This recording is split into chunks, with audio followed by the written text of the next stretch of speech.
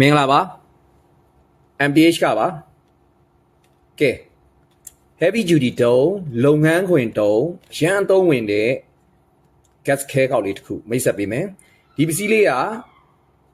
လျှက်စစ်မလို့ဘူး battery မလို့ဘူးအားတွင်းစရာမလို့ဘူးဒီအနောက်က tube ထဲကို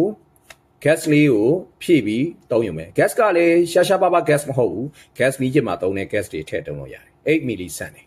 ဒီထဲမှာเนาะဒီအနောက်မှာအပေါက်ကလေးပါတယ်ကျွန်တော်တို့မီးကျစ်တွေ gas ဖြည့်တယ်လို့ဖြည့်ပေးရတယ်အဲ့တော့ gas ထည့်ပြီးသုံးရတဲ့ခဲကောက်ကဒီကောင်းလေးဒါဆိုဒီကောင်းလေးကဘာကောင်းလေးလဲဆို heat gun အဲ့တော့ gas နဲ့ heat gun သုံးလို့ရတယ် gas နဲ့ခဲဆော်လို့ရမယ်ခဲကောင်းလေးကသုံးသွားရင်ဒီမှာ tube လေးနဲ့အပိုနောက်တစ်ကောင်းပါတယ်မီးကအတိုး short တွေပါလုပ်လို့ရမယ်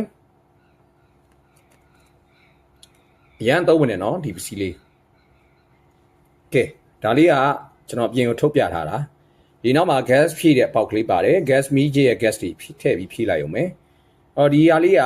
ကျွန်တော်တို့မီးကအတိုး short လုပ်တာအဲ့တော့ဒီဟာလေးကကျွန်တော်တို့အပူချိန်450 degree celsius အထိခံနိုင်ရှိတဲ့ခဲကောက်ပေါ့နော်ဒီထိတ်မှာထွက်တဲ့ဒီမီးတောက်တွေဆိုတာလေကျွန်တော်တို့အပူချိန်1300 degree celsius အထိကိုပြင်းတဲ့မီးတောက်တွေထွက်တယ်တော်တော်လေးမိုက်တယ်နော်အဲ့တော့မှကြည့်လိုက်ဒါလေးက heat gun ရဲ့ခေါင်းလေးပေါ့နော်အရှင်ပြဖြုတ်လို့ရတယ်ဒါမျိုးဖြုတ်မယ်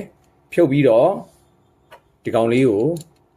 တက်ပြီးသုံးမယ်အဲ့တော့ဒါလေးကဘာဖြစ်သွားလဲဆိုခဲကောက်ဖြစ်သွားတယ်လျှက်စစ်မီးမလိုဘူးကျွန်တော်တို့ power ပေးစရာမလိုဘူး battery လည်းဆဲစရာမလိုဘူး gas လေးထည့်ထားတာလည်းကျွန်တော်တို့အကြာကြီးသုံးလို့ရတယ်ဗျအရန်သုံးဝင်နေတော့ဒါတွေကျွန်တော်စီမှာဝယ်ပြီးသုံးတဲ့လူတွေသိတယ်အရန်သုံးဝင်တဲ့ပစ္စည်းတွေရေတွေးရန်ကောင်းတယ်ဒီကောင်းလေးနဲ့လဲလို့ရတယ်သူ့မှာခေါင်းတစ်ကောင်းပို့ပါတယ်ခေါင်းတစ်ကောင်းကိုအကြာကြီးသုံးလို့ရပါတယ်နော်ဒီမှာ tube လေးနဲ့ထည့်ထားပြီးတယ်အဲ့တော့ဒီပစ္စည်းလေးကိုစိတ်ဝင်စားဆုံးမှားခြင်းနဲ့ဆိုရင်ကျွန်တော်တို့ MDH ကို